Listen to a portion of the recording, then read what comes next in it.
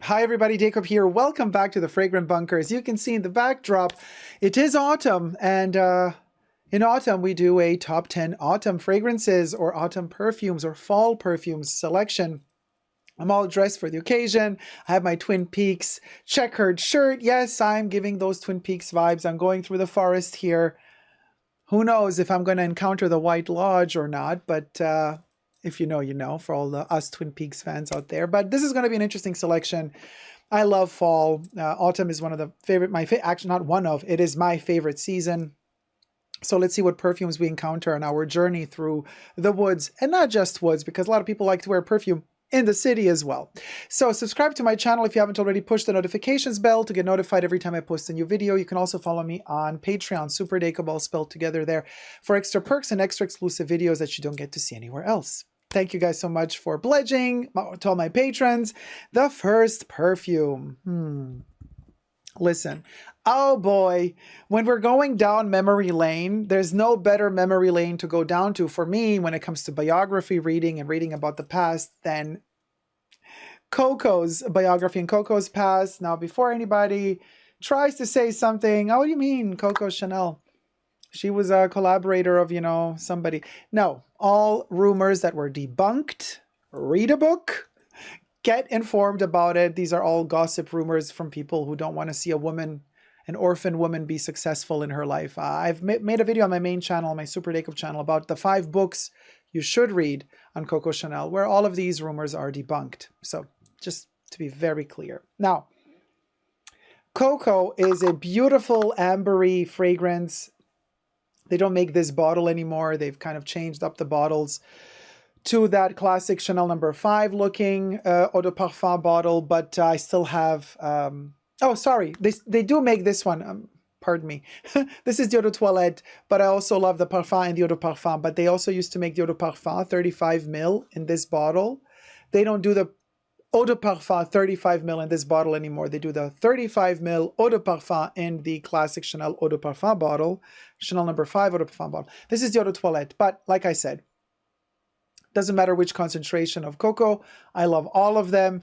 It is an ambery accord. What used to be called an oriental now has been canceled, that term. So now we could say that this is a Byzantine accord, a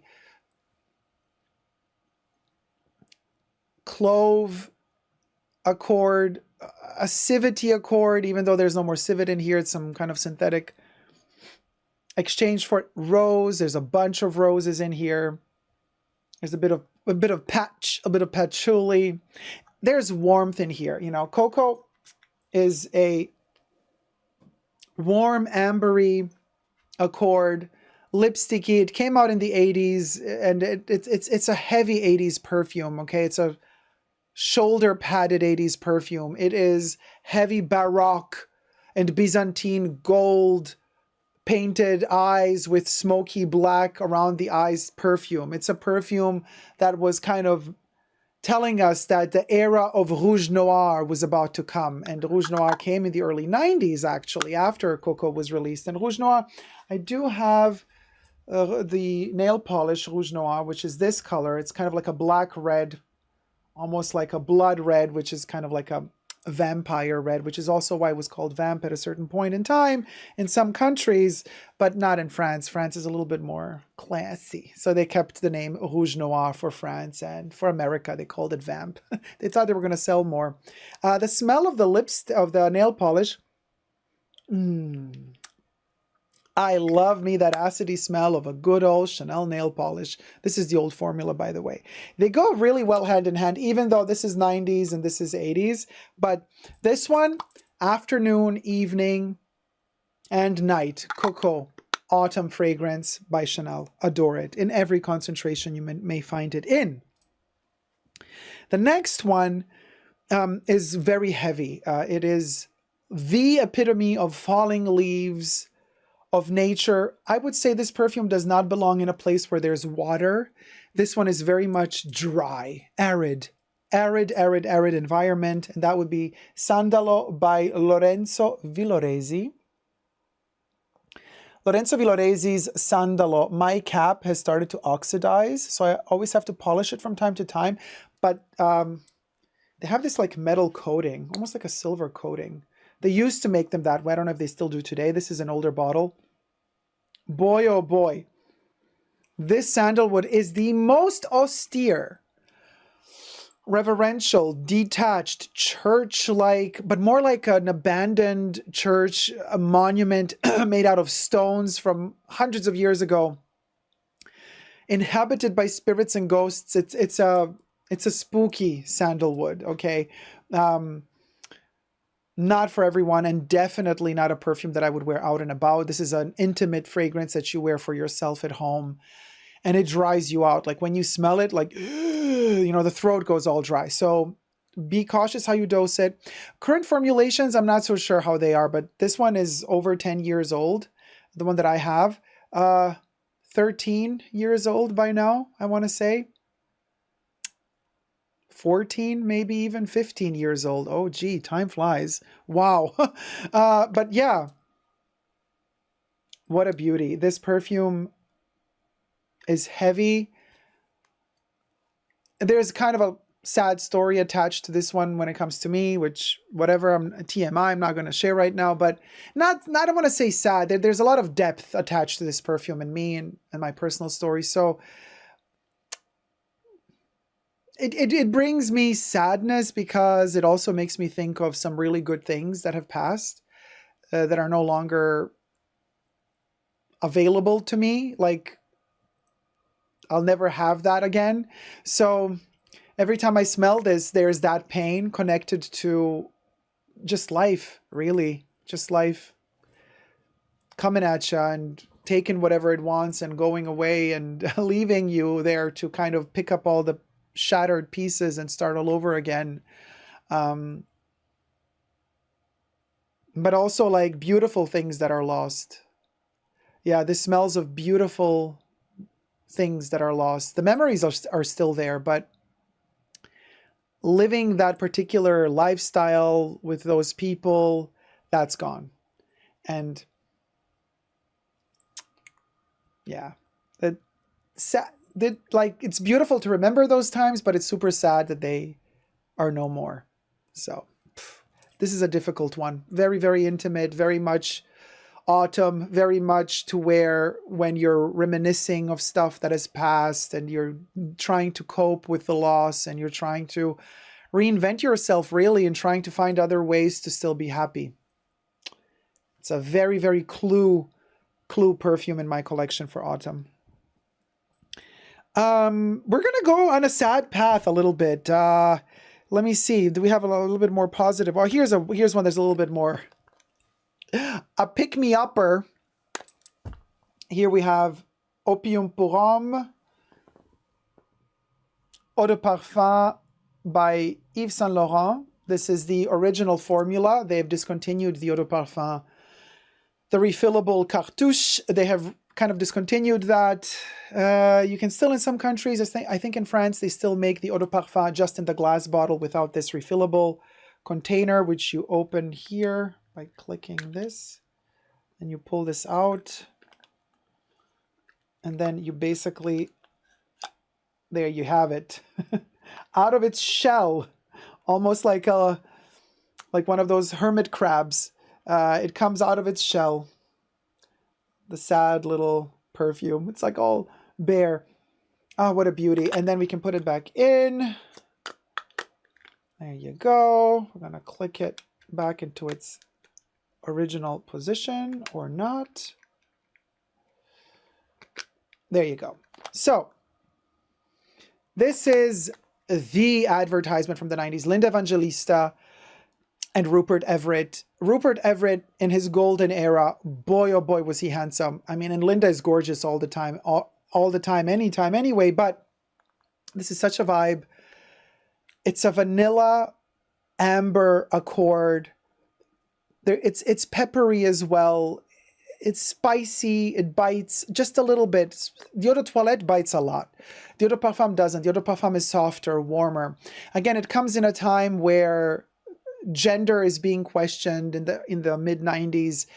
male and female, perfumes are introduced in eau de parfum concentration for men, not for the very first time, but it becomes like a prominent thing. And Yves Saint Laurent with Opium pour Homme is one of the first kind of ground trailblazing fragrances that deliver a male version of what was a super famous from the 70s and 80s already female fragrance, which was Opium. They release Opium pour Homme, but they step it up and say, well, now a man can also wear an eau de parfum concentration, which was usually reserved for women. So introducing the concept of eau de parfum for men was quite groundbreaking, even though not the first time. However, releasing it massively like they did with this one, like on a global scale was amazing. And the perfume is just so warm and inviting, sophisticated, smells of the 90s. This perfume is a perfume that I like to wear a lot when I watch The Fifth Element. Yes, The Fifth Element, the costumes were made by Jean-Paul Gaultier. It's a Luc Besson movie with Bruce Willis. But even though costumes are all by Jean-Paul Gaultier and the smell is usually Le Male or Classique for that movie, which is fine. Those are Gaultier perfumes. That fits as well. I really like to watch The Fifth Element while I wear Opium pour Homme eau de parfum. Just love it. Love it to bits. Again, very nostalgic fragrance. You see, again, we're in autumn. Again, we're reminiscing of times long gone. So it's kind of this nostalgia factor surrounding the allure of Opium pour Homme. It smells of times gone, but again, beautiful memories, beautiful visions, gorgeous, gorgeous perfume. Really, really great for autumn. Now, the next one is incense. Incense. The next one is falling leaves. Again, meditating, harvest of the thought. All you've done in this year, the year is ending, coming to an end. Where are we? What have we done? What have we achieved? Thinking about how certain things we could have done better, if we were only a little bit less lazy, if we only did a bit more, if we only stepped up the game just that much bit more. And yet time just shows us how it keeps passing, no matter if you are sad or not, no matter if you have regrets or not. Regrets are for the weak, because time does not have time for regrets. It just keeps passing. So there's this one perfume that to me symbolizes this kind of passing of time that doesn't have time for you, and you realizing that there's actually something very comforting and soothing about the fact that if you let go of your ego, yes, we are limited in time. We all pass away sooner or later, and we all fear death, but there is a certain comfort, if you let go of your ego, in acknowledging and realizing that everything else will keep existing but you. So just because you're gone doesn't mean that everything is gone. There still will be life. There still will be future generations, future innovations, future evolutions, future revolutions. You won't be there anymore, but rest assured, time will keep going even without you. And it's a scary feeling of it just stopping for you, and you're never going to know, if you're gone tomorrow, you're never going to know what, like, your favorite brand, what collection are they going to bring out 2 years from now? Your favorite artist, musician, what album, what music they're going to make 2 years from now if you're gone, like life continues without us. And it's a bittersweet acknowledging that things will continue without us. There will come an end to us, but there will always be a beginning for someone else. And it's kind of really painful to think about that and to come to terms with it. It's not like life asks you, hey, would you care to accept these terms? Life doesn't ask you. It just is the way it is. So it's in your own ego, in your own psyche, that you have to come to terms with it. And the sooner we come to terms with it, I believe personally, and the sooner we do find happiness in this life. Everything I say in this video is for entertainment purposes only, not rooted in any truths or facts. Everything's alleged and just my opinion. But the perfume that helps me find a way to soothe myself within the acknowledgement of my mortality in that respect would be Avignon by Comme des Garçons. From the Incense Series 3 in Eau de Toilette concentration. Yeah, this one is with what I just said now. So my mindset is set to that thought, and then smelling this, I could cry. Like literally, it can bring me to tears. But I'm not gonna. I'm gonna pull myself together and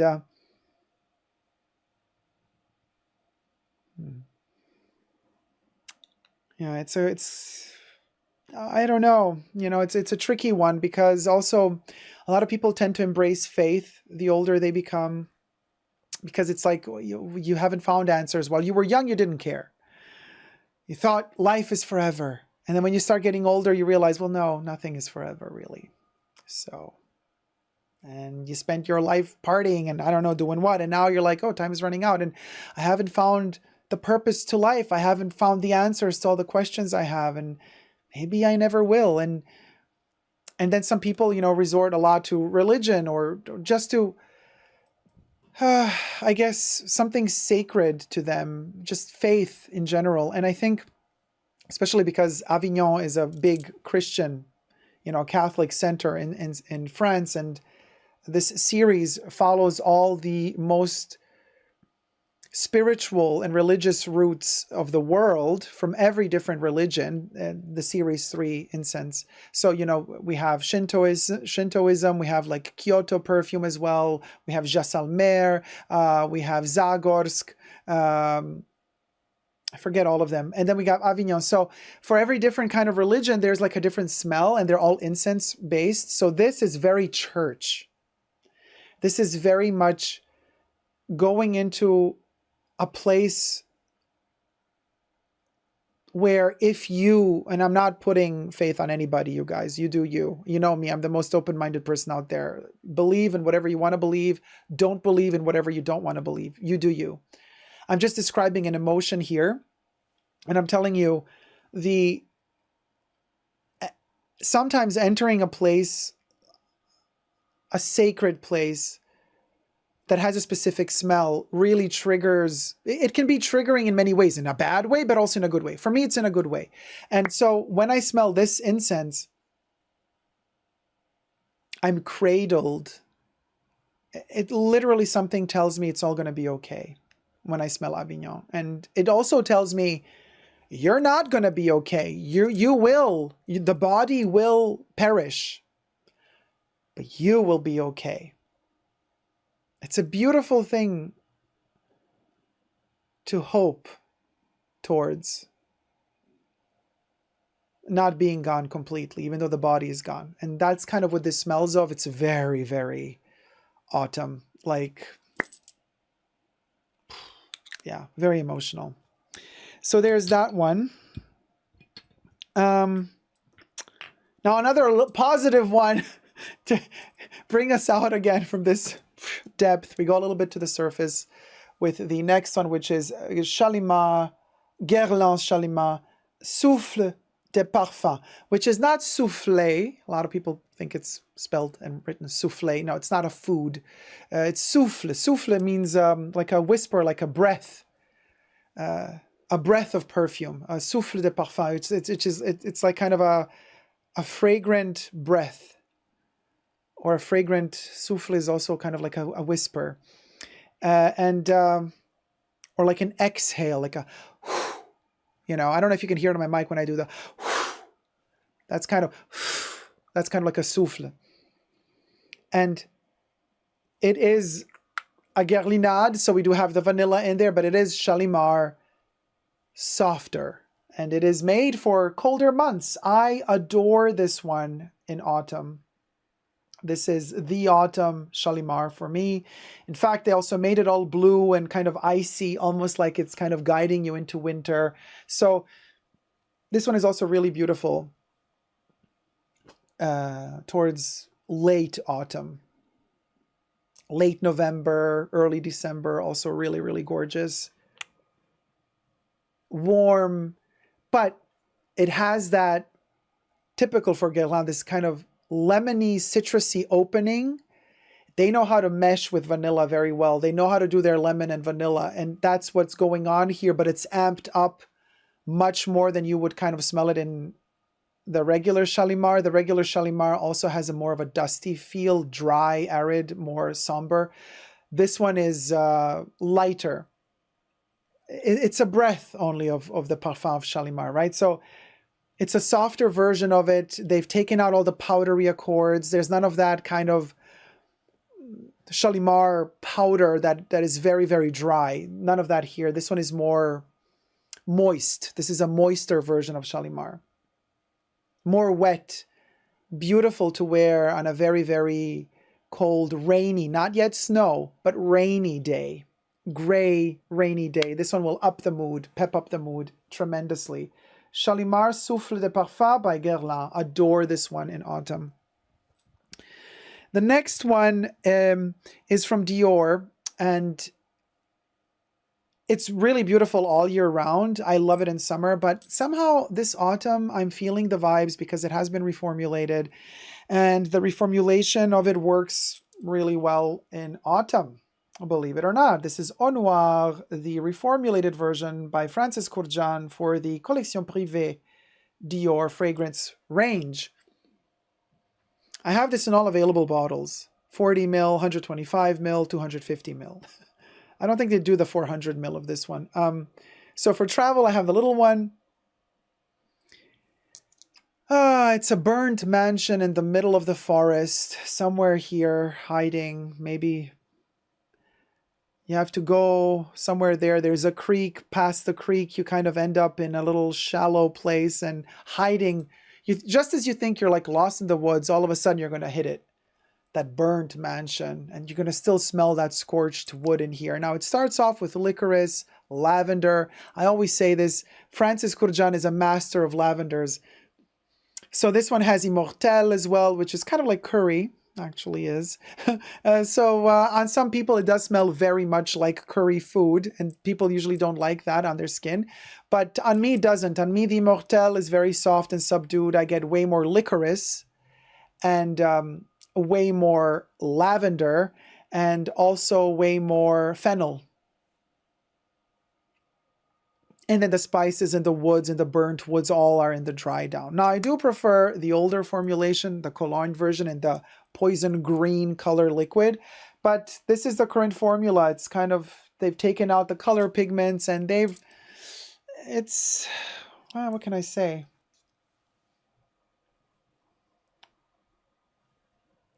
You know what?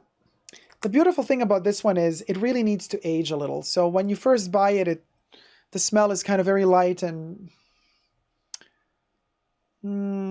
doesn't seem to have much mystery from when you spray it on till the dry down. But then when it ages a little bit, oxygen hits it, it gets some time to oxidize and kind of get some heft and body. Then the perfume really hits. And since Au Noir in this current formula was literally re-released just a couple of months ago, it's still very new. We still don't know how this formulation is going to behave 2-3 years from now. You know what I mean? So I'm just kind of testing it out as I go along with you. As it ages slowly, I kind of bring this one up in videos from time to time just to kind of touch base on how it's evolving. And it's evolving beautifully. Really, really, really beautifully. It has like kind of that very nice...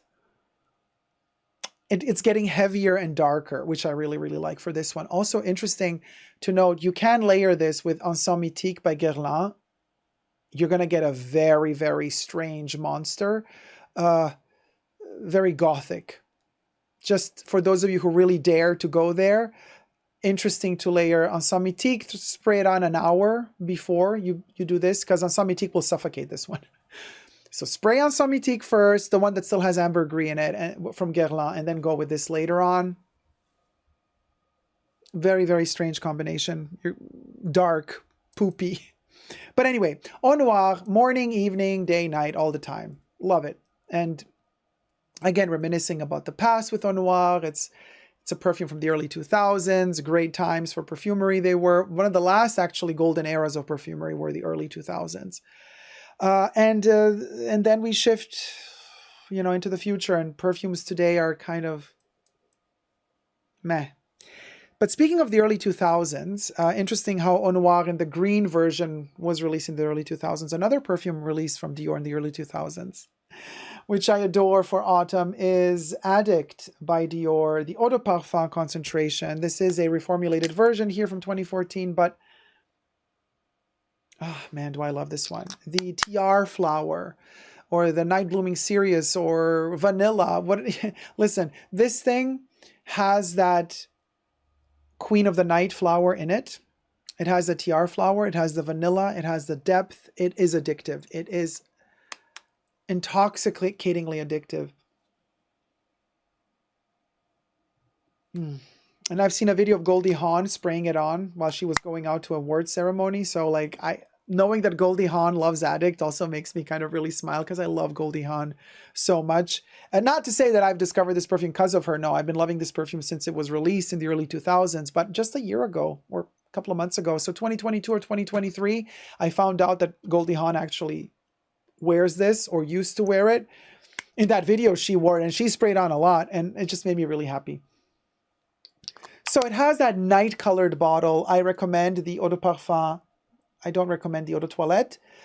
And if you can find a vintage extrait, even better. But the liquid inside, if I put it in front of really intense light, there's a lot of vanilla in here. The liquid really turns like blood red after a while. It turns very, very, very dark. And you can only see that if you kind of project a very intense light onto the... You can see, look, you see that red dot? I just turned on my spotlight here, and then when you put it onto the liquid, you see how you see here there's no juice anymore, so the light is white. But then when it hits the juice, look how it turns red. I'm telling you, this perfume, the liquid turns so dark red, and you see here how it changes color. So it oxidizes a lot, and it's a gorgeous, gorgeous, it almost stains you. I got to be careful after it's kind of matured a couple of years in the bottle. Be careful not to spray it on very light clothes, because it might stain. It's that intense and beautiful. I would wear this at night to a special red carpet event, dinner, opera, theater. Beautiful for autumn, warm. It's almost like wearing a cashmere scarf when it's really chilly outside in autumn. Really, really beautiful. So that's Addict. We have another Guerlain, believe it or not, coming up this autumn in my top 10 autumn perfumes, and that would be L'Instant de Guerlain. Interesting how this one sometimes really works very well for me in the warmer months, also like spring, summer, but in autumn it also kicks. This is the Eau de Toilette in the B bottle, so it is a reformulated version, not the first edition of it, but look how beautifully it ages as well with that Guerlinade vanilla in there. It has a very clean, soapy floral accord. It's kind of a magnolia meets lilies meets citruses meets oceany vanilla vibes, but warm and fuzzy, peachy, fuzzy. It's fresh. It's really great for warmer days in autumn, or warmer seasons even, but there's something about this one in the night. When you wear this in autumn at night,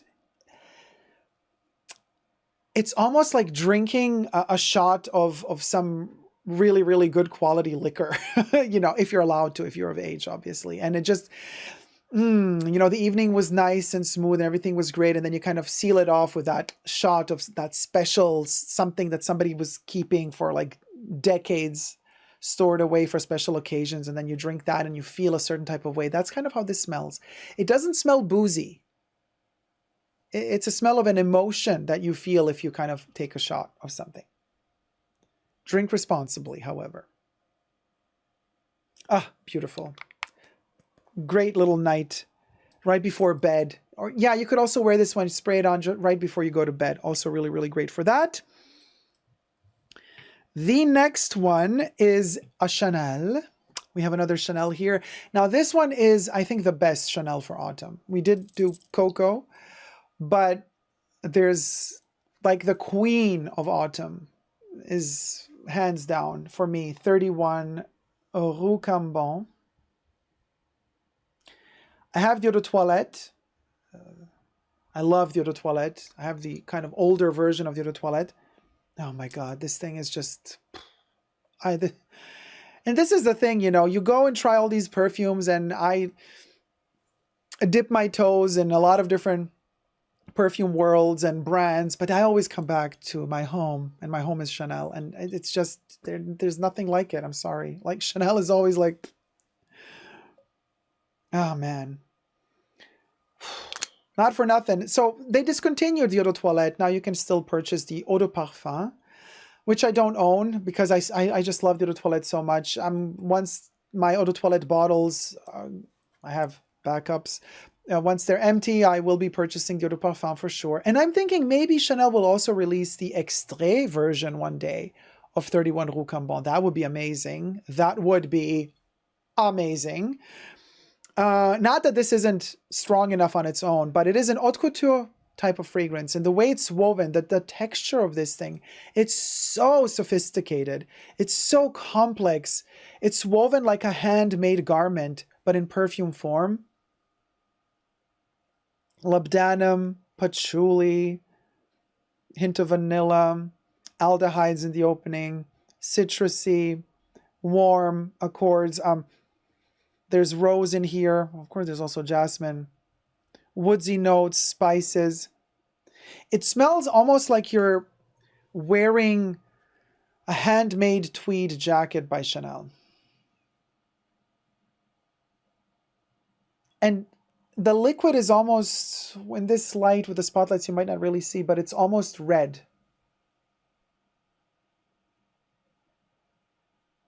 Kind of has a red texture to it. This thing is just divine. I mean,